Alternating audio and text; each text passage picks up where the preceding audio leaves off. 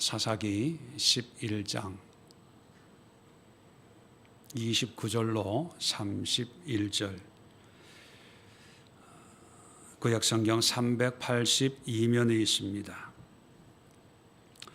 자, 29절부터 함께 합독합니다. 시작. 이에 여호와의 영이 입다에게 임하시니 입다가 길르앗과 므낫세를 지나서 길르앗의 미스베에 이르고 길르앗의 미스베에서부터 암몬 자손에게로 나아갈 때에 그가 여호와께 서원하여 이르되 주께서 과연 암몬 자손을 내 손에 넘겨주시면 내가 암몬 자손에게서 평안히 돌아올 때에 누구든지 내 집 문에서 나와서 나를 영접하는 그는 여호와께 돌릴 것이니 내가 그를 번제물로 드리겠나이다 하니라. 아멘. 자, 오늘 이 말씀을 가지고 드러나는 실상, 이런 제목을 한번 붙여봤습니다.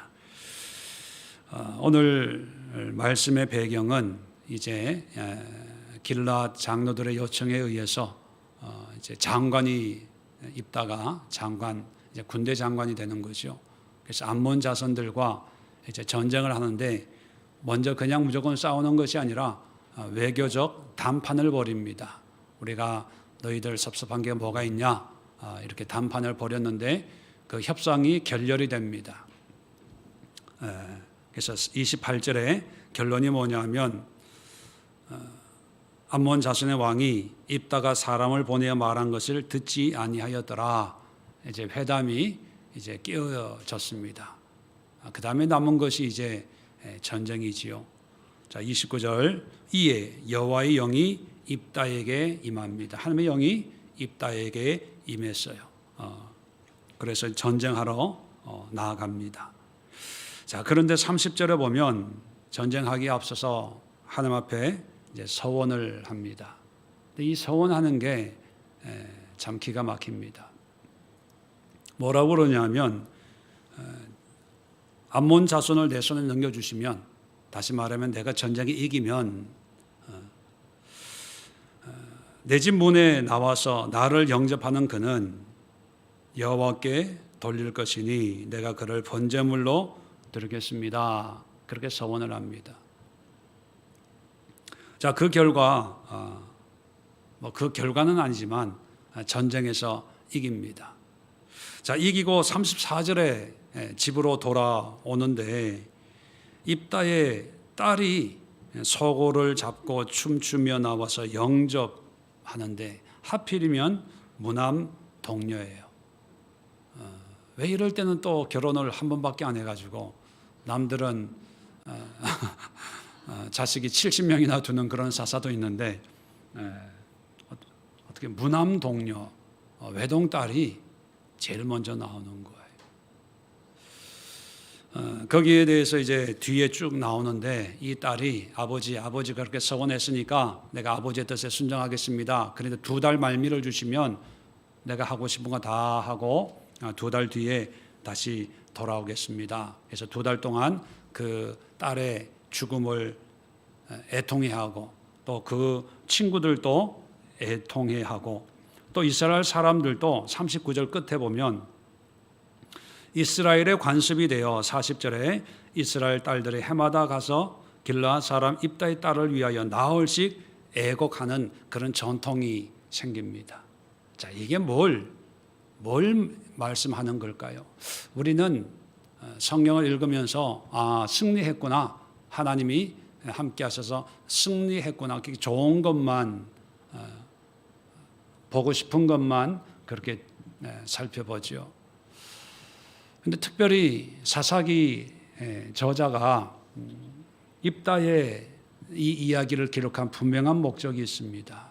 그것은 뭐냐면 믿음 생활하는데 온전한 믿음이 아니라 혼합된 믿음이라는 거예요.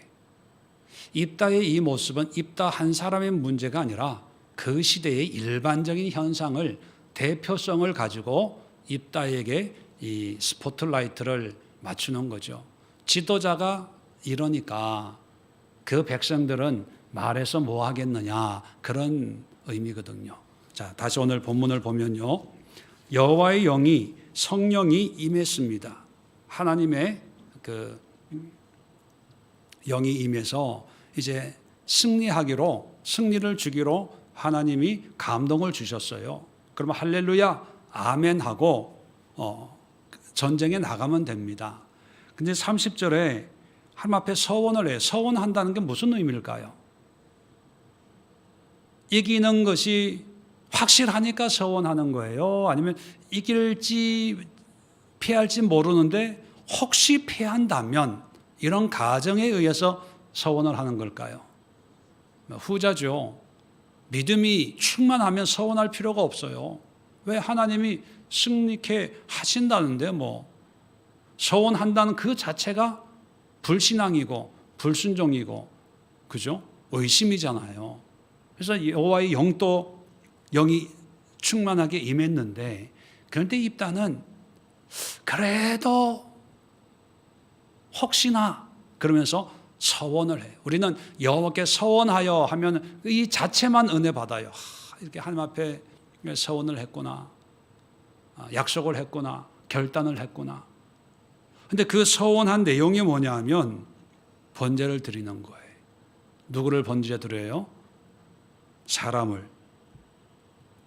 나를 영접하는 그는 여호와께 돌릴 것이니. 영접하는 사람이 누구겠어요? 사람이겠죠. 강아지가, 양 새끼가 영접하겠어요? 그 얘기는 뭐냐면 사람을 번제로 드린다는 거예요. 이건 뭐냐면 하나님을 믿는 신앙도 있어요. 그런데 또 전쟁에 나가서 승리하면 승리케 한 그 신에게 번제를 드려요. 제사를 드려요. 근데 그 번제 중에 인신제사가 있잖아요. 그건 하나님이 원하는 게 아니거든요. 그것은 이방 문화예요. 주변 나라에서는 그런 경우가 종종 있습니다. 승리의 제물을 자기의 신에게 드리는 거예요. 자, 어제 입다에 대해서 말씀드렸지만, 입다는 불안한 환경에서 또 잡류들과 그렇게 행동하다가 이제 이렇게 저렇게 해서 이제 군대 장관이 되어서 전쟁을 하는 거죠. 자, 길앗 장로들에게는 하나님이라고 하는 말이 한 번도 안 나오는데 오히려 길앗 입을 통해서 하나님이 나를 승리케 한다면 정녕 내가 너희들의 머리가 될 수 있겠냐? 머리가 되도록 하겠다 했더니만 취임하고 하나님 앞에 모든 것을 입다가 아뢰는 그런 모습을 우리가 살펴보았죠. 자, 입다에게 믿음이 있어요. 하나님을 알아요. 하나님 앞에 어떻게 우리가 믿음으로 주님을 섬겨야 되는지 알고 있는 사람이에요. 자, 신앙의 모습도 있지만 또 한편으로는 뭐도 있어요? 세상적인, 우상적인, 세속적인 그런 삶의 모양도 같이 있어요. 그런데 이것이 섞여져 있어요. 자, 우리가 볼 때는 혼합되어 있는데 입다 입장에서는 자기의 믿음 속에는 이방인의 우상 숭배 풍습이 들어있다고 본인도 인정을 했을까요? 못했을까요? 본인은 인정 못해요. 아마 그걸 알았다면 이렇게 하지 않았겠지요. 자기도 모르는 사이에 이게 자기도 나오는 거예요. 숨기고 싶어도 무의식적으로 나오는 거예요. 자, 그런데 사람들은 전쟁에서 이긴 것만 기억을 해요. 그리고 이 딸이 죽은 거에 대해서, 번제로 드려진 거에 대해서만 애통하는데 정작 이런 혼합적인 신앙에 대해서 애통하는 기록이 없어요. 그냥 입다는 얼마 있다가 죽었다, 그걸로 끝나요. 성경이 말하는 핵심 요지는 뭡니까? 정말 가슴을 찢고 애통하고 이스라엘의 관습이 될 정도로 해마다 기억하고 이러면 안 되지, 이렇게 신앙생활하면 안 되지, 이래야 되는데 거기에 대해서는 이런 방구도 없고 그저 딸이 죽었다는 거에 대해서만 애통해하고 딸이 죽었다는 거에 대해서만 기억하는 그런 관심이 남아있어요. 이 딸이 왜 죽었는지에 대해서는 관심도 없어요. 입다가 온전한 믿음이 아니라 우상 숭배의 흔적으로 말미암아 자기 딸을 죽였는데 이게 말이 됩니까? 어떤 학자들은 성경에 보면 히브리서 11장에 믿음의 장에 입다 이름이 올라와 있기 때문에 아마 이 입다는 이방인들이 인신제사 드리는 것처럼 자기 딸을 인신제사 드리지 않았을 거다 이렇게 얘기합니다. 대신에 뭐라고 얘기하냐면 인신제사를 드리는 게 아니라 처녀로서 성막에 평생 봉사하게 했다 이렇게 이해를 하려고 합니다. 거기에 대해서 여러 가지 해석의 방법이 있는데 문자적으로 번제 드렸다. 성경에 번제라는 그 단어가 많이 258번인가 나오는데 이 번제라는 단어는 항상 불에 태워서 드려지는 제물의 의미로만 써요. 다른 어떤 의미로 한 번도 사용된 적이 없고 제사 드릴 때 항상 불에 태워서 드리는. 자, 그런데 입다의 입장을 옹호하기 위해서 성막에 처녀로 평생 봉사한다. 그 근거가 뭐냐면 참고로 잠깐 말씀을 드리면요. 37절 끝에 보면 나의 처녀로 죽음을 인하여 애곡하겠나이다. 38절에도 보면 처녀로 죽음을 인하여 애곡하고 자, 처녀로 죽음을 이렇게 우리는 번역을 해요. 근데 원어에는 죽음이란 단어가 없어요. 처녀로 인하여 애곡했다. 또 처녀로 인하여 38절에도 그럼 처녀로서 애곡했다는 의미가 뭘까? 만약에 성막을 섬기는 그런 일 때문에 처녀로 결혼은 하나님의 축복이라고 여겼거든요. 근데 결혼도 못하고 평생을 성막을 섬기는 하나님을 섬기는 그런 봉사의 직분을 감당했다. 그렇게 해석을 하면요. 성경 어디에도 성막 봉사에 처녀가 해야 된다는 규정이 없어요. 그래서 성막은 반드시 레위 지파인데 입다는 길르앗 사람, 갓 지파 사람이거든요. 이게 말이 안 되는 거예요. 또 하나 성막에 처녀로 만약에 헌신했다면 이게 이스라엘의 관습이 돼가지고 왜 그 딸을 위해서 나흘씩 애곡하는 것이 관습이 됐을까요? 좋은 거 아니에요?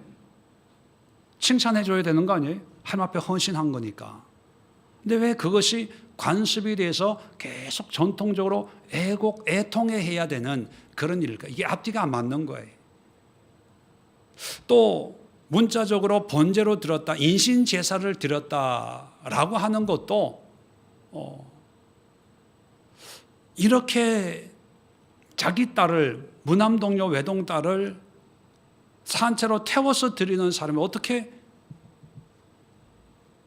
히브리서에 믿음의 사람이라고 나올까?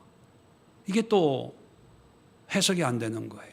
그러니까 학자들이 여러 가지로 해석을 하는데 근데 중요한 것은 뭐냐 하면 입다의 딸이 산제사로 번제로 드렸냐 아니면 처녀로 헌신했냐 그게 중요한 게 아니라 그게 포인트가 아니라 지금 이 히브리 이 사사기를 통해서 얘기하려고 하는 것은 지도자인데도 불구하고 무의식적으로 자연스럽게 신앙과 그 이방 우상 숭배가 그냥 섞여 있어요. 섞여 있는데 본인도 모르고 주변 사람도 모르고 오히려 그것을 다 인정해 주는 그런 분위기, 혼합주의예요. 그걸 얘기하려고 하는 거예요. 그래서 정말 애통해야 될 것은 우리의 신앙이 이렇게 변질될 수가 있겠냐, 우리가 이 지경이 돼선 되겠냐, 지도자가 이래선 되겠냐, 여기에 애곡해야 하고, 이스라엘의 관습에 대해서 해마다 4일 동안 회개하면서 우리의 신앙을 한번 되돌아봅시다.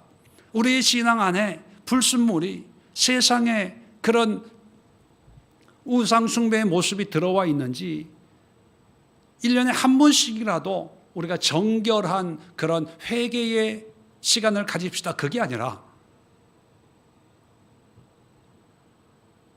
우상숭배의 흔적인 인신제사로 이유 없이 희생당한 그 딸을 애곡해야 하는, 슬퍼하는 그런 지경에 이른 것이 사사기예요. 그걸 우리에게 알려주려고 하는 거예요. 자, 그래서 오늘 이 입다를 통해서 우리는 세 가지를 기억해야 됩니다. 뭐냐 하면, 세속의 영향은 뿌리 깊게 우리에게 영향을 미친다는 거예요. 그냥 보고 듣고 하잖아요. 아, 괜찮아.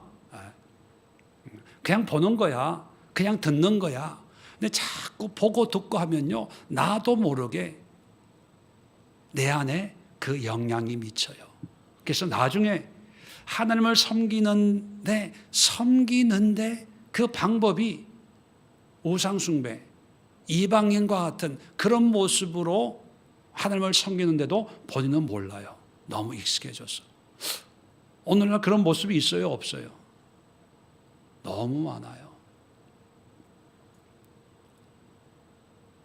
말로는, 몸은 하나님을 얘기하고 교회에서 신앙생활을 하는데 우리 마음의 중심은 말씀이 기준이 아니고 이렇게 했어, 나만 그런 게 아니고 다른 사람들 다 그래. 이게 뭐가 이상해? 다 그런데 뭐. 자, 그래서 자기가 신앙생활하기 편한 데를 찾아가요. 말씀을 기준으로 하는 게 아니라 자기가 기준이 돼서 내 신앙에 맞는 설교하는 사람, 내 신앙과 맞는 교회, 내가 생각하는 그런 신앙과 구원과 믿음과 삶을 인정해주는 그런 곳에 가서 아주 열심히 사는 거예요. 입다처럼. 그렇기 때문에 두 번째 우리가 기도해야 될 것은 뭐냐 하면, 우리가 바르게 하나님을 섬기는 신앙을 가지기 위해서는 철저하게 훈련하지 않으면 안 된다는 거예요. 입다가 사사가 됐어요. 장관이 됐습니다. 지위도 높아졌어요.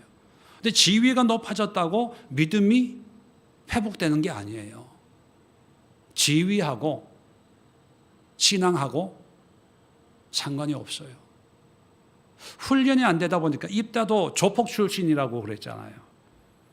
기생 사이에서 난 그런 사람입니다. 그러니까 그 환경이 듣고 보고 생활했던 것이 그렇게 건전한 건강한 모습이 아니다 보니까 그런 영향이 자기 속에 있는데, 그렇다면 자기가 그걸 깨닫고 하나님의 뜻을 이루는 지도자가 되었으면 자기의 약점을 알고 그것을 부단히 씨름해야 돼요. 훈련해야 돼요. 그런데 영적인 훈련은 안 하고 전쟁만 열심히 하는 거예요. 전쟁만. 그러니까 사람들은 결과로 인정을 해주니까 머리가 되는 거죠.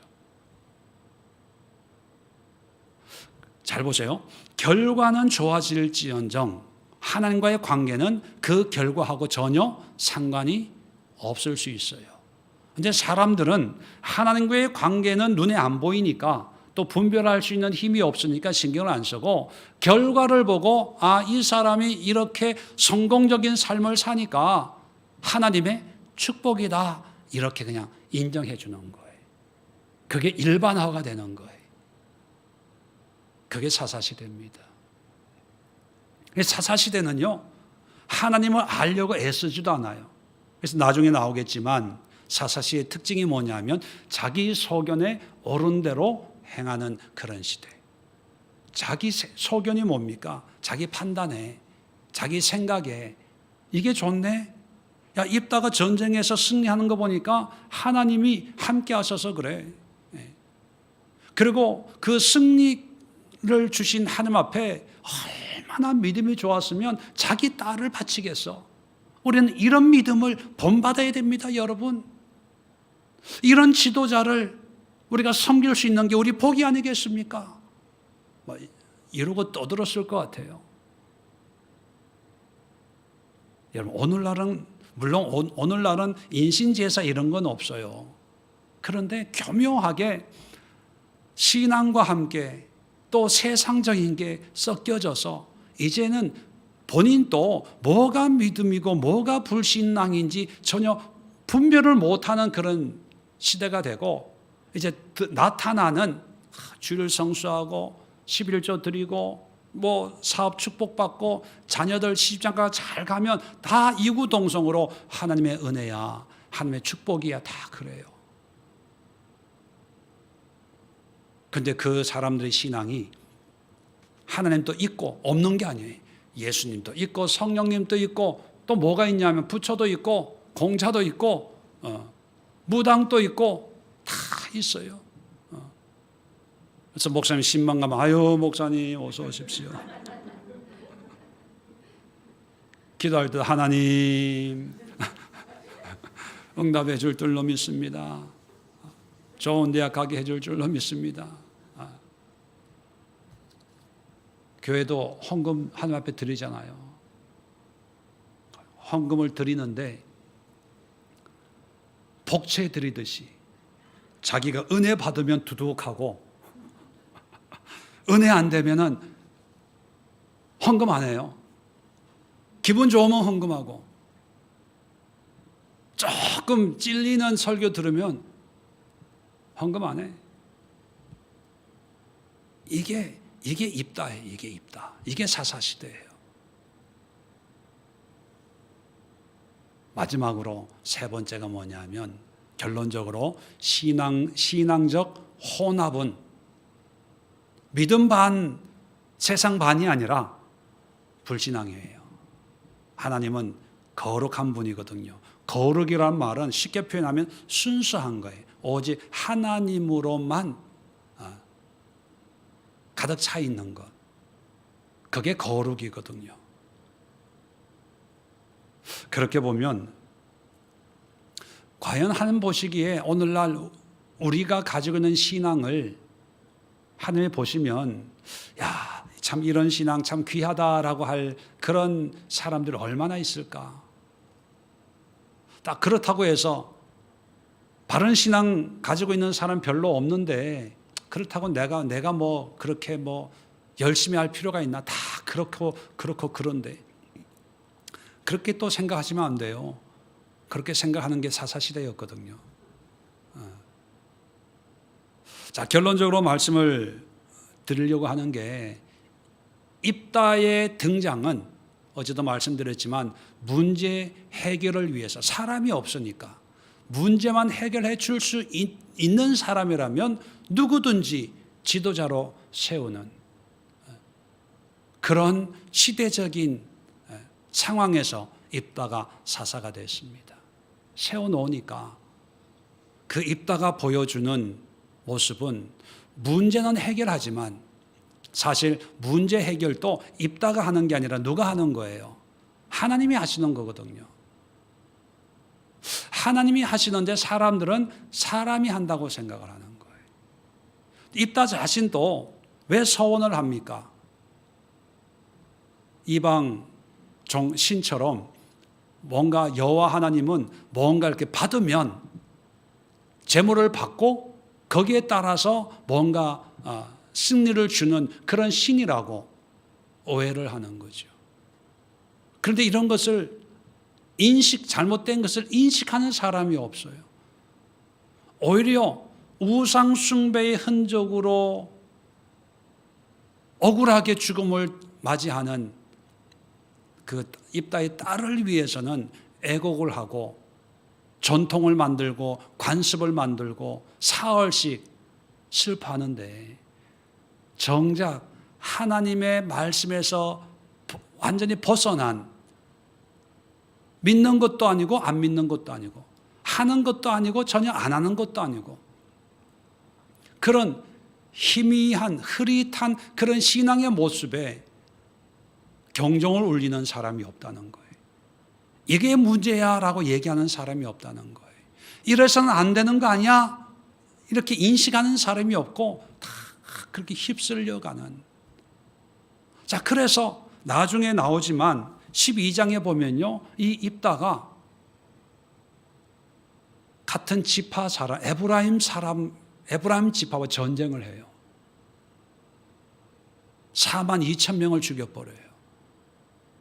이제 이런 영적인 타락이 뭐냐면 환경적으로 이제 12지파 안에서 이제 내분이 일어나서 내전 양상이 시작이 돼요.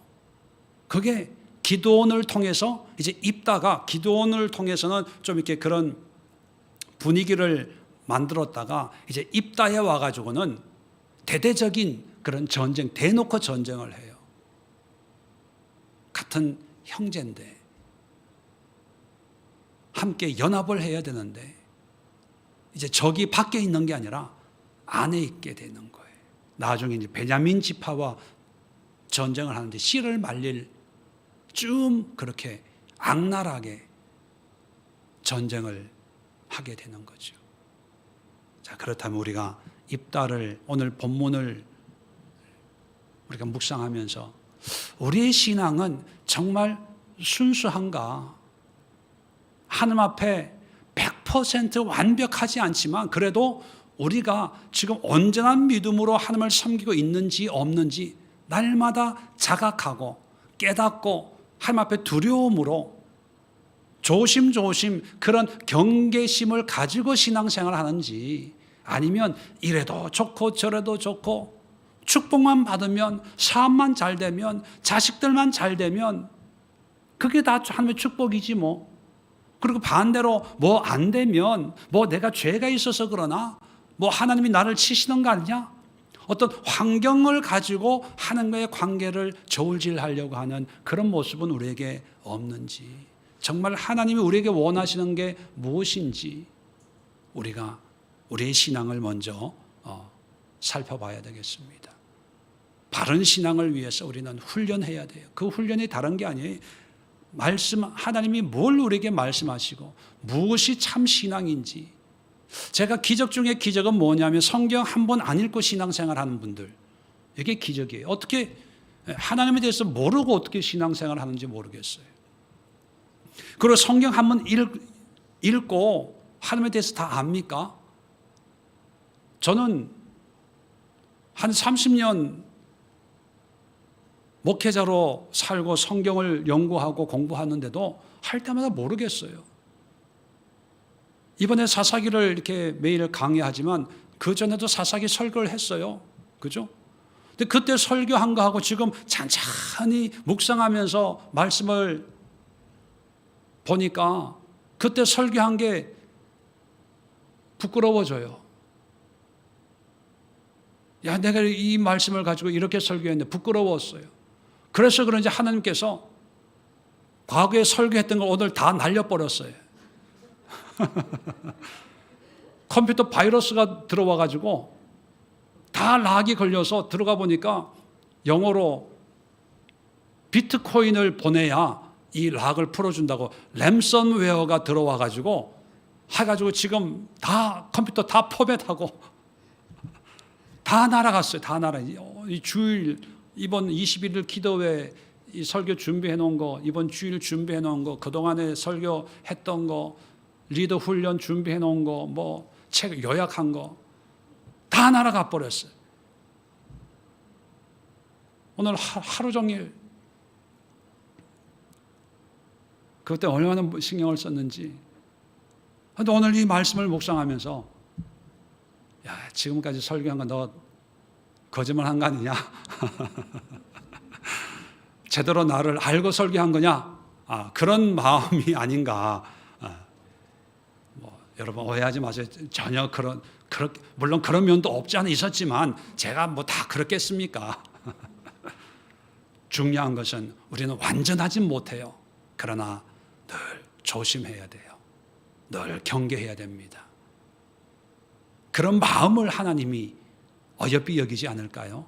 오늘 이 시간 기도할 때 하나님 온전한 믿음을 소유하게 하시고 세상 속에 있지만 세상의 영향력이 아니라 하나님의 영향, 하나님의 은혜로 살아가는 그런 신앙생활을 할 수 있도록, 그러기 위해서는 날마다 훈련하게 하옵소서. 말씀으로, 기도로, 성령으로, 하나님을 아는 지식으로 날마다 훈련해서 온전한 믿음으로 주님을 섬기는 그런 믿음의 용사가 되게 하시고, 그런 우리 예수교회 되게 하시고, 그런 한국교회 되게 하시고, 그런 이 시대가 될 수 있도록 하나님 은혜를 허락해 주옵소서. 우리 주여 한번 힘차게 외치고 합심해서 기도합니다.